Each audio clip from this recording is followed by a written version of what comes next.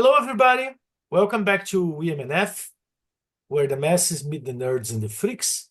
We are back to share music, to enjoy ourselves. I hope you enjoy yourselves too. And today, Francisco will bring us a song. Please, Chico, what song you brought to us today? Today we will play a song from the Canadian band called Rush. That we have Gid Lee on the bass, Alex Lifeson on guitars, and Newport on the drums. Get Lee Um, plays keyboards too, yeah? yes, in this specific version of the song, we No. we don't have Mm. we don't have keyboards. Yeah, I don't know what Uh, song is, so I'm just guessing. Xanadu, in the original track, there is a mellotron Mm. in Played the by Get song. Lee. Was the first time that the Rush used Mm. a mellotron in a song, but it's a live version. I think don't have. Mm. Uh, Yeah. we will see.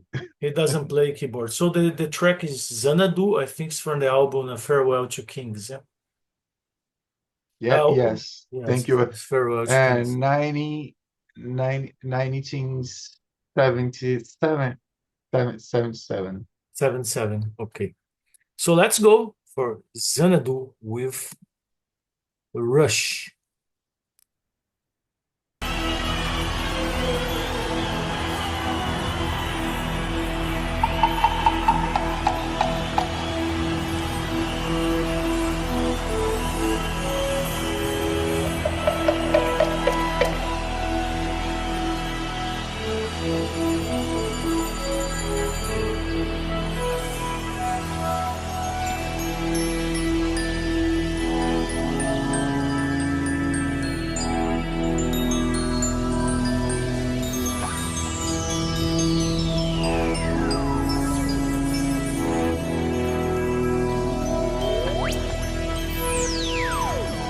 Get Lee is using a synthesizer.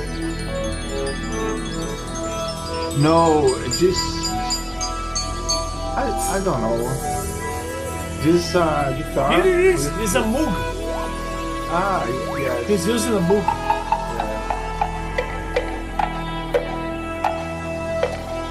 Mystical music. These legends are crazy. Mystical music. the introduction of this music, the song has 5 minutes long.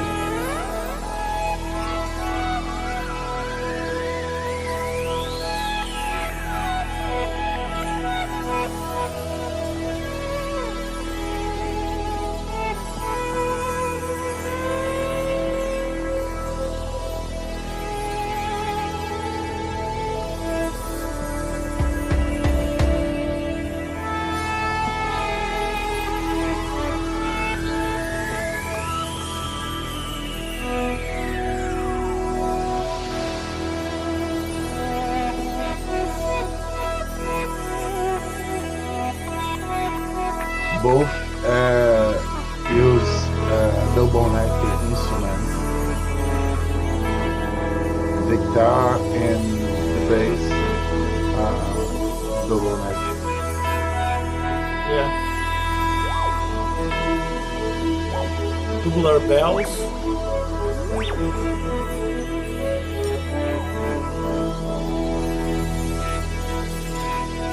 The song Xanadu was wrote by Newport, And Newport, yeah. and what first inspired him to make the music was the movie Citizen Kane. You have to say it later because now it's loud.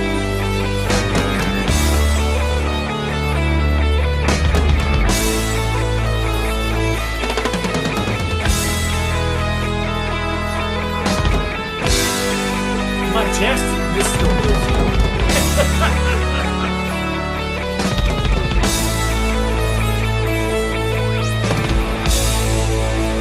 It's for people that can hear.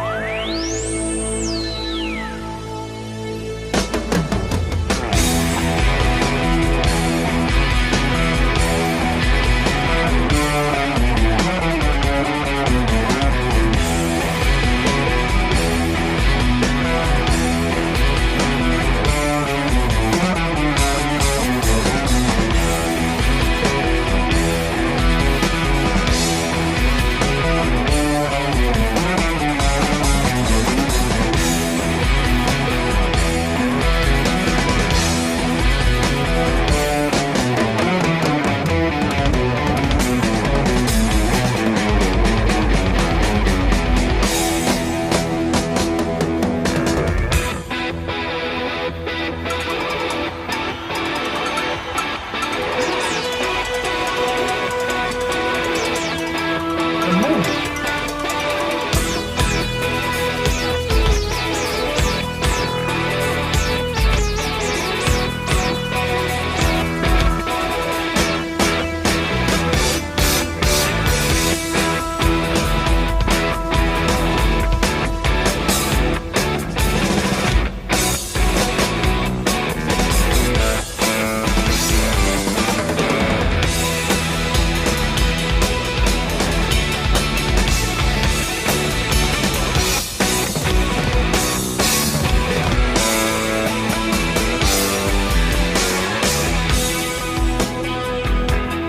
Let me pause for a while. So, what movie inspired Newport? Because when you said that was hard to hear. Citizen Kane. What? Citizen Kane. Citizen Kane. Okay. Okay. Okay. Nice. Nice. Great movie. Great movie. And Yes. it's interesting that the introduction, when he's using the pedal with the guitar, reminds me of Stevie Ho, yeah? From Yes. Yes, Stevie Ho use volume pedal, Yeah. That's but not what he was doing? Alex Lifeson is doing the same, but in the knob with the knob. Oh, I didn't notice that. So I was so Uh, sure he was using the pedal volume that I didn't notice he was doing this in the knob. Yeah, great. So This inspired by shows Citizen Kane, great movie by Orson Welles. So it's nice this multimedia influence. It's quite nice to see. is right in the screen, but it's nice to say that this show is from the Montreal Forum in 1981. Yeah, yeah, yeah. Uh, One interesting thing, the Newport was usually writing the lyrics for Rush, but he also yes, composed the perfect. song, the song and the music in this case. Yeah. I And don't know. I don't know. okay, okay. I'm not He sure. And he Newport was start quite a he start the song, mm, and and he has had the inspiration from the movie, but it yeah, was the first reference. There is there is other others references reference. there. Yeah. And Uh, Newport was quite kind of he knew a lot. He had a breadth of knowledge. Was really amazing. So science fiction, literature, movies. Besides being a great drummer, he was a knowledgeable guy too. And this musicianship is amazing. So Rush is the perfect power trio. Yeah, very strong music. I Yeah, think is great musicians. the most powerful reference Mm, in mm. in this kind of uh, formation Oh yeah, yeah. of Oh, the kind of of power three. trio. We Yeah. have the police was great too, but Yeah. Well, we have several power trio. Especially- The first one was Cream, yeah, with Eric Clapton, Ginger Baker, Uh, Jack Bruce. Yeah. Interesting to note is that the quality of the drummers, Oh, always the great drummers Yeah, in a yeah. power trio, always. Yeah. Newport's a great drummer. And here the musicianship is amazing. Geddy is a great bass player, nice keyboard player, great singer. And he was playing keyboards in the end. He didn't notice it, but he was playing a Moog. And then he was playing a Moog in the beginning. And then there was one point I couldn't follow what was going on because there was a Moog, but then he appeared playing the bass, and I supposedly heard the bass while he was playing the Moog, but I don't know. Perhaps he was using some kind of bass pedal or something like this. Yeah. In the system that he used of keyboards, he has some pedals, but like pedals from piano pedals. Oh organ yeah. Oh, pedals. okay. So that was that. So he was playing the Moog and using the Like- bass pedals. I realized it could be something like that because the bass line it was much simpler when he was playing the Moog. Like the keyboard player of The Doors. Doors. The Doors. Yeah. Great. Let's go back to the music. I will move back a bit so that we get the feeling, and then we go from here.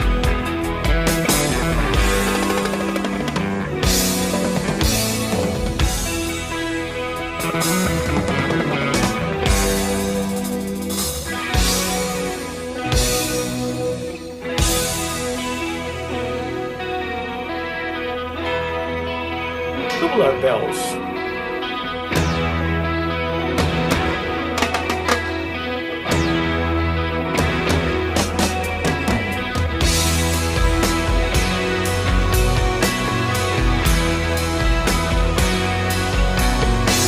To seek the sacred river out, to walk the caves of ice, to break my fast on honeydew, and drink the milk of paradise.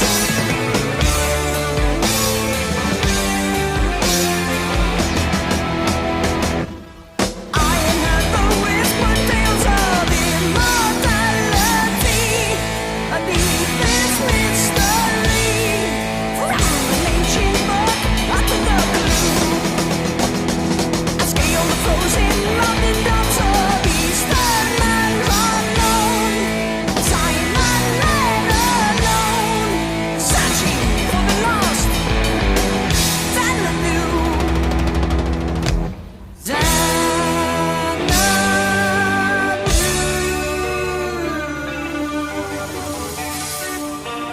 And he's a great singer, yeah. What a great singer. Very unique voice. The color of the voice is quite it's his, yeah. You listen to Geddy Lee singing, you immediately realize it is Geddy Lee. So it's very specific color of the voice. It's very beautiful. It's very singular. Very similar. Yeah. But amazing bass player too. What Yeah. a sound! What a sound of bass! So much drive, saturated, but not distorted, and with mid frequencies in the front of the sound. I see. The- And Alex Lifeson is playing now. Alex Lifeson is playing the two neck. playing what? The two necks. The two necks, yeah. And now he is playing the 12 strings guitar. In the upper neck, yeah.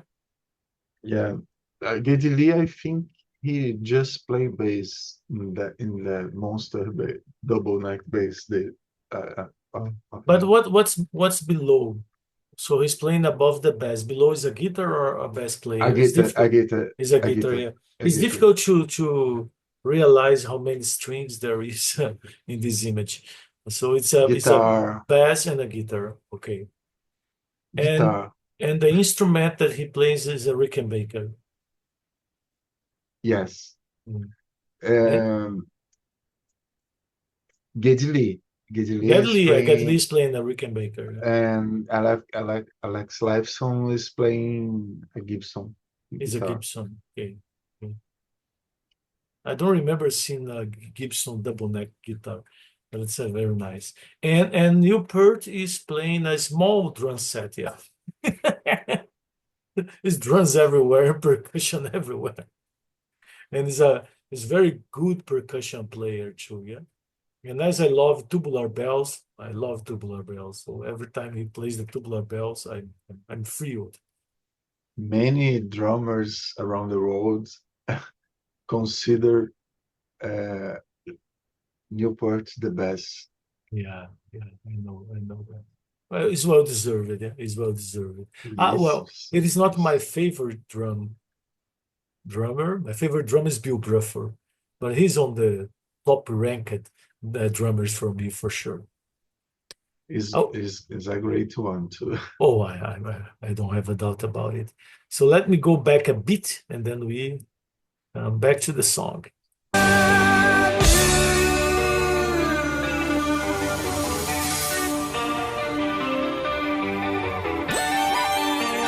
To the movie. I love movie.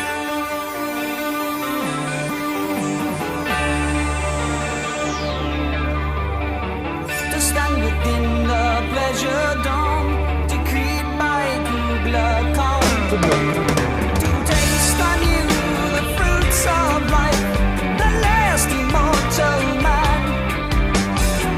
To find a sacred river love, to walk the caves of ice. I will dine on honeydew, and drink the milk of paradise.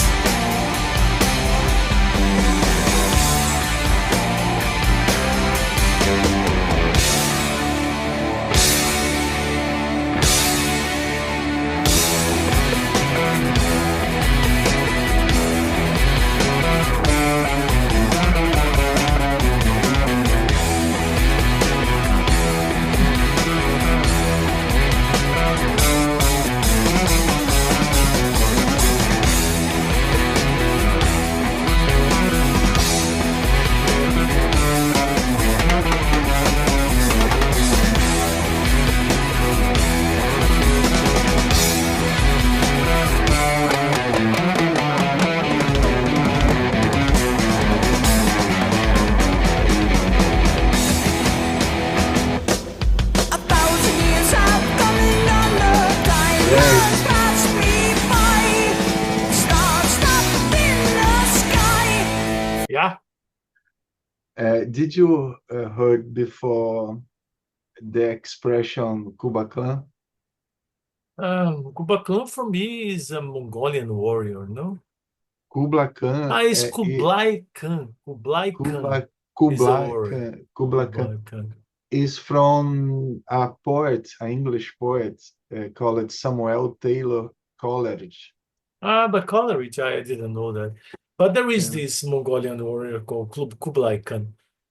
Uh, But that's Kublai Khan was what. Well, the lyrics is related to Citizen Kane, but it's very hard to figure that out because no, I don't see it's much connection to the movie plot. what I don't know how, but was the first why, but was the first inspiration for Okay. Newport start the song. But in the development of the music, Many things came, yeah. the song, the lyrics has more influence from this poem. By Coleridge. Oh, I see. It's great. So when I think of Citizen Kane, I remember the final scene with the guy saying Rosebud and the ball falling. The ball, I think, was the ball with things inside, like this kind of memories. Was a memory from the childhood. There's like, Yes. see, 25 Snow- years. I snow- saw this movie, a snowball. Yeah. Snowball. A ball with snow inside. Yeah. Rosebud, and then the ball falls. It's strange. You see the snowball in black white. In black and white. Yeah. Yeah. But 25 years I saw the movie, so it's hard to remember many things. Yeah, we get old, we forget things. Can I go back to the track, to the song? Yes, Yeah, yes. I'll go back a bit, then we take from here. Time has passed me by. Stars up in the sky, frozen in an everlasting view. Waiting for the world Frozen Joe. weary of the night, Yeah. praying for the light, risen of the lost, Xanadu.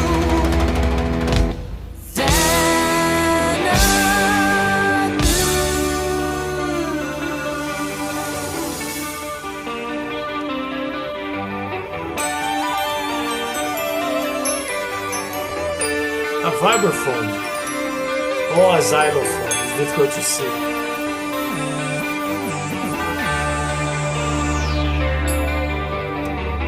Held within a pleasure dome, decreed by Kubla Khan. To taste my bitter triumph as a mad immortal man. Nevermore shall I return, escape these games of ice. I have died all I need to. None of the milk of paradise. Oh, we did paradise.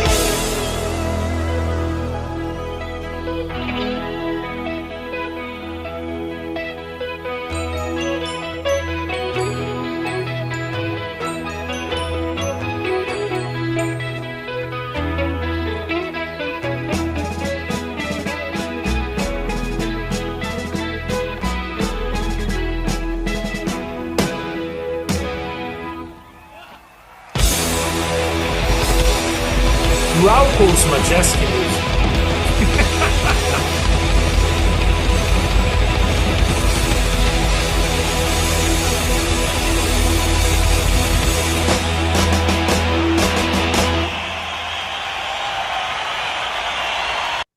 Great track you brought to us, and it was curious. The lyrics are just is adventurous and very hard to connect with Citizen Kane, but it's a nice lyrics and very hard to understand what they're talking about, in fact.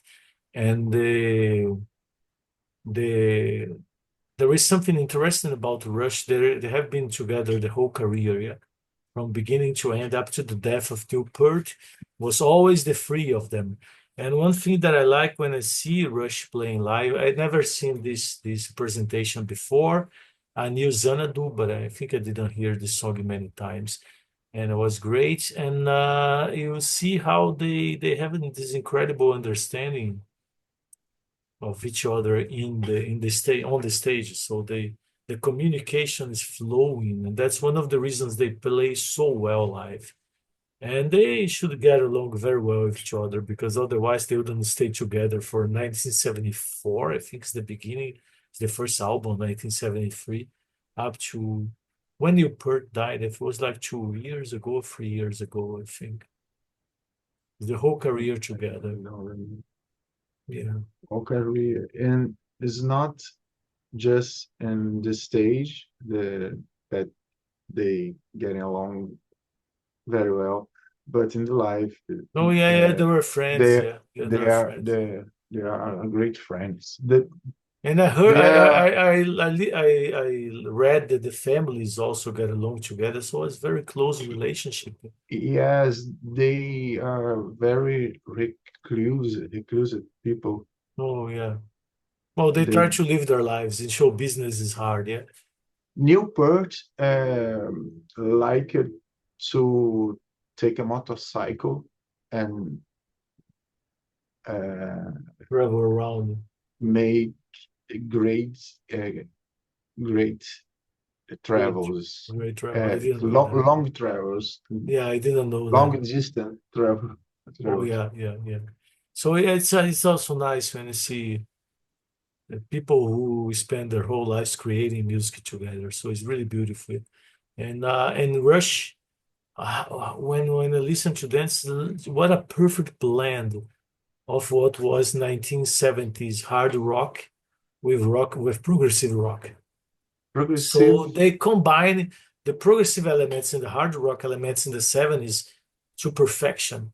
Then in the 80s, they get the feeling of the song, of the music from the 80s, yeah. So they update their music and they continue to be successful in selling records and so on, and they adjust for the 80s. And many bands were not able to do that. And I think the minority was able to do that as successful as Rush was. what I think that is very impressive from in the performance of live of the Rush is how intense it is. It's very intense. Yeah. It's very rock Yeah. because they use the drives, the distortions, but always in some limits because it's always very clean. It's always very clean. And You can one hear thing. everything is super Yeah. controlled, Yeah. and Yeah. you feel secure, safe. And some people don't like this aspect of the Rush Oh no, music. it's so beautiful. Uh, There's see but every it's a safe twist. Yeah. music to hear. It's so controlled Yeah. music. Yeah.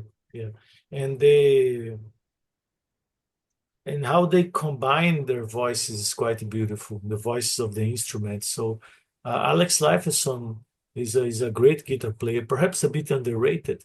So he makes an incredible solo in the end of the track, and how he and Geddy Lee. Because one hard thing about power trios is that it's only three people to feel the sound. Yeah.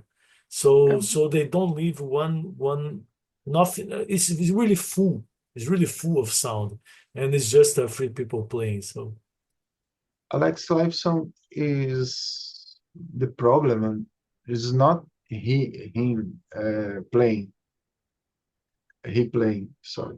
The problem is the generation, because in the band in Russia you have the best player of the 70s. well, I don't know. We have Chris Squire. We have so many people. It's difficult to say that. It's difficult to say it's the best player of the Chris 70s. Chris I Squire wouldn't is say that. the reference of the Geddy Lee. Yeah. But with I don't know, cara. What do you The- think? the What do you drama- think is that the competition was hard for Alex Lifeson? Okay. The best player of the 70s is difficult to say, To but say. you can say for sure that Geddy Lee is one Yeah, of the bestest. yeah, The yeah, best. yeah. If you ask Uh, someone to mention a best player that is really impressive in the 70s, Geddy Lee is likely to be there. Is on the That's the list. same about the drummer, Newport, is Yes. possibly on the list. And then if you Alex ask about the Lifeson- best guitar player, well, it's difficult that Alex Lifeson get there. Yeah, because it's- Jimmy Page, Yeah, Rich Rich Blackmore, Blackmore Jeff is- Beck, David yeah, Gilmour. it's difficult. It's It's like difficult, yeah. infinite I see list. your Great point. I see guitar, your point. guitar Yeah. player. The competition is harder to Alex Lifeson, but Yeah. he is certainly a very nice player. And about Great, his solo in the great, end, great his guitar solo player. was unexpected. So when you expect some progression in the solo is quick, is strange.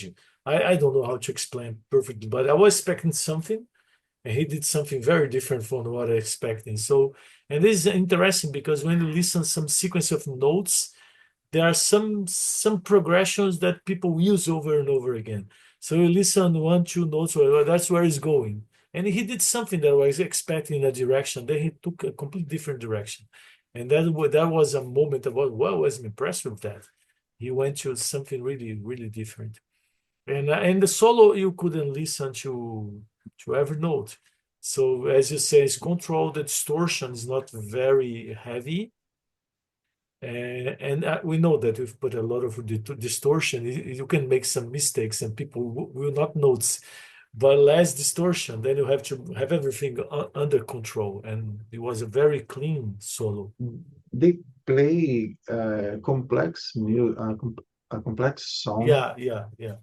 with difficult parts to execute, and they do that thing, and you watch things like easy to do. Well, but I know yeah. in some points they film and Alex Lifeson is looking at Geddy Lee.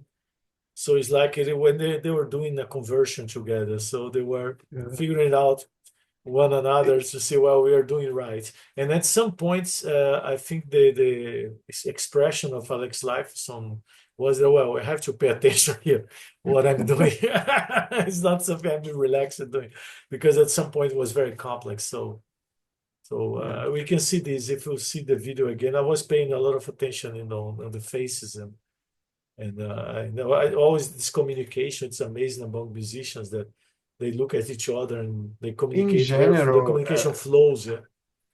Yeah, in general, I think they are always relaxed in the stage. Oh yeah. Most The of the Geddy- time, the but Geddy some points I Lee think is- he was is- a bit is a worried of doing monster. right. Yeah. Because the way he sings, the way he play bass, the play keyboard, it's three functions Yeah. that he managed to do each song. It's a lot of work. Yeah. I think he is so relaxed. They all into the drum, like came back. Is the guy on the stage that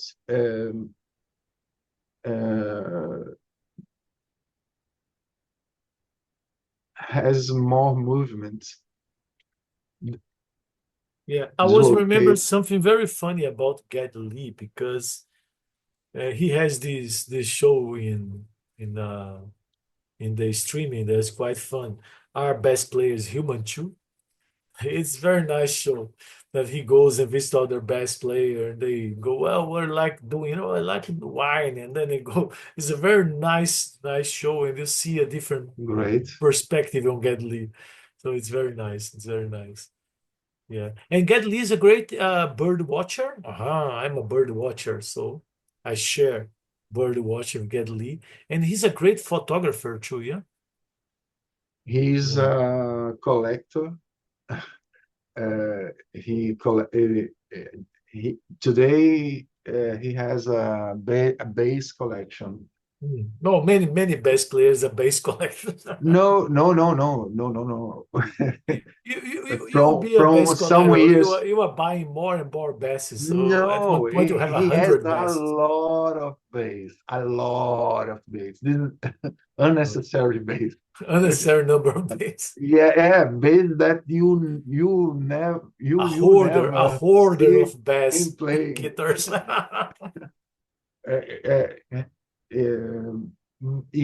This activity in his life is from I don't know how many years, but not so far. Okay, that's okay. But before that, he has a collection of all Memorabilia. memorabilia from the baseball. He's fanatic of baseball. That's interesting. That's interesting. Yeah. Yeah, Great. I saw an interview in his house. He reclaimed that he have to now find space for bass and And the baseball the collection. baseball. That happens when you collect things. Yes, the bass fill a lot of space. It's difficult. You know, I collect miniature cars, particularly Matchbox. I don't have place to anything else. I can buy anything else because it doesn't fit anywhere. So that's one problem of making collections. Some point, space is a problem. But okay, I think Yeah. we should finish this video because otherwise it will become very long. So Yes. thank you very much for your attention. I hope if you enjoyed, if you enjoyed, give us a thumbs up, subscribe to the channel, go for Rush recordings, buy them, stream them, give the artists the support. So thank you very much. Give us Bye some bye. love. Give us some Bye. love and support. Bye bye.